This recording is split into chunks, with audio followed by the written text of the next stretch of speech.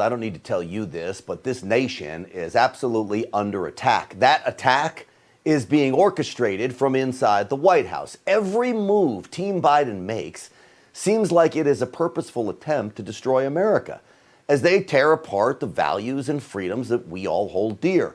All I hear, though, from Republicans is a lot of complaining, a lot of chirping about how bad it is over and over again. I'm tired of the defense. I'm tired of the complaining. I'm tired of the chirping. What we need are solutions. What we need is an offense. Complaining about this will not win the war for the soul of America, but getting creative with how we fight it will.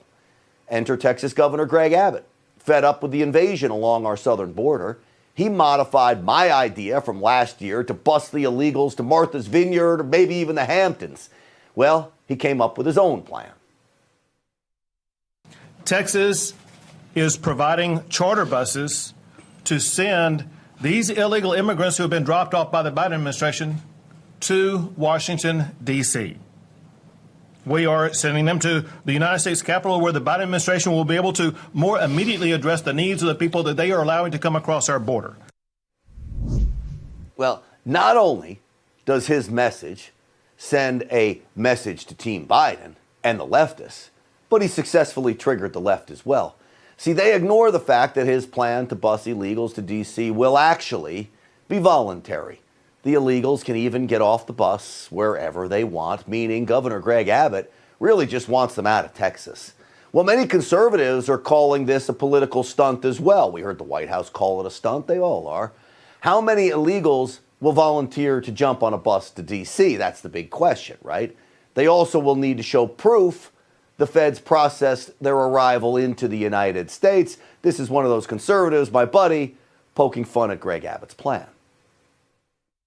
I'm headed down to the southern border of Texas, taking my truck. I'm getting ahead of the Abbott campaign. Instead of the buses, I'm just going to stop and see how many illegals jump in. And then we're going to take off to Washington, D.C. Of course, they've got to volunteer to do it. I'm just providing the transportation. Isn't that what Abbott said? Yeah. Big government shill, campaign stunt, and actually, it sucks. Well, that's my buddy Chad Prather, who actually ran against Governor Abbott in a primary, lost to Governor Abbott.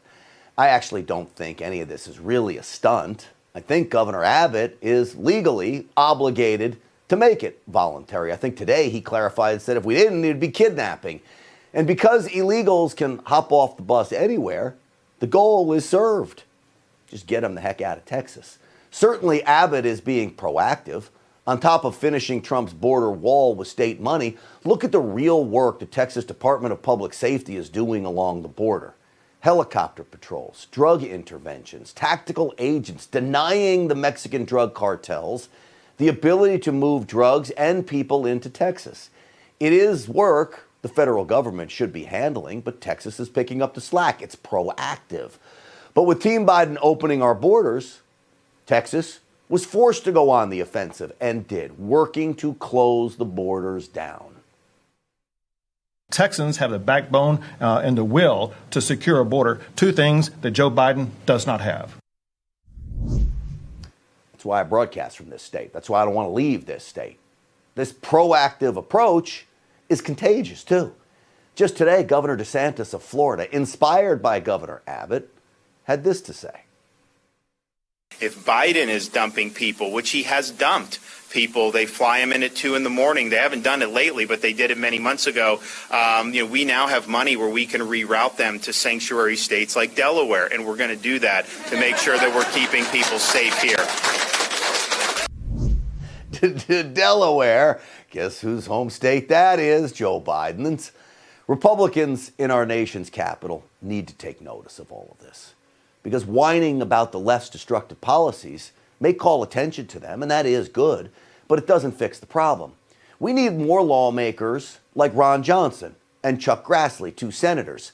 They have single-handedly taken on the Biden crime family, investigating Hunter Biden's alleged influence peddling and the risks his behavior poses to national security. They may not have an entire committee or subpoena power with Democrats in control, but again, they are on the offensive. We don't know all the detail, Grant, but you know who does? Chinese intelligence, Russian intelligence, probably Iranian, North Korean intelligence. Is that why Joe Biden canceled the sanctions on the people constructing the Nord Stream 2 pipeline? Is that why he canceled the China initiative? Well, now there's all kinds of talk about connections to Russian banks with Hunter Biden and the Biden family. Finally, the media is taking notice, thanks to guys like that. Republicans at a local level are doing this too. Look at liberal Los Angeles, a city overrun with crime. Well, the radical left-wing weak-on-crime prosecutor George Gascon, who lets child molesters skate, murderers walk, and gangbangers rest easy, he faces the growing prospect of a recall now. The quest to kick George Gascon out of office now has over 200,000 of the 500,000 signatures needed by July to force this to a vote. The campaign has raised already $4 million. This is the epitome of going on the offense and refusing to just gripe about it. If George Gascon is removed from office, I promise you, the people of LA will see an instant decrease in crime, all right, providing the new DA that takes over simply does his job by just finally prosecuting criminals. And it really is that simple. And if that happens, Joe Biden couldn't stop them. California's chief leftist governor, Gavin Newsom, couldn't stop them, even though they're in office, because an offense, even in politics, is usually the best defense. A sound lesson for Republicans everywhere.